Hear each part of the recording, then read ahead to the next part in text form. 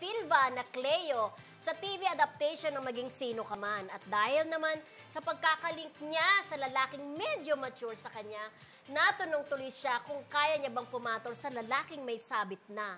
Ano rin ba ang mga tatanggaping offer ngayon ni Faith? Roll VTR. Ako, disclaimer lang ha.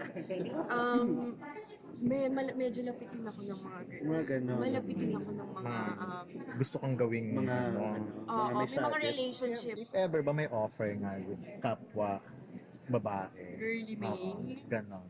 Na movie or movie lang. Movie Yung ako partner naman talaga, po. GL? I am a very open person at nakakaintindi po ako sa mga kung anong gawin ng ibang bagay. Kasi syempre, bilang mga artista, yung pagiging creative natin, hindi talaga siya mawawala. At ako, matapang ako eh. Ready ako sa kung patalunin mo ako ng tulay, tatalon ako ng tulay.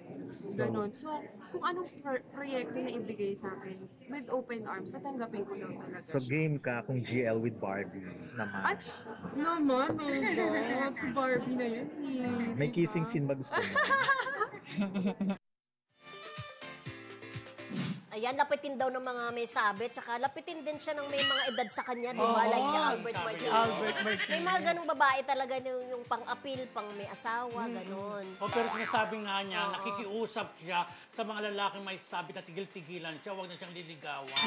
Ayaw niya. Mga lalaki naman, kasi pag may sabit na kayo, huwag na kayo manliga. Ay, nakaka-relate ka dyan.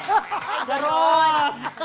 Ayan, nagpapalakpakan ng mga Alam mo kasi mga ganyang itsura, mga friendship, talagang lapitin yan ng mga may edad na Ay, talaga? lalaki.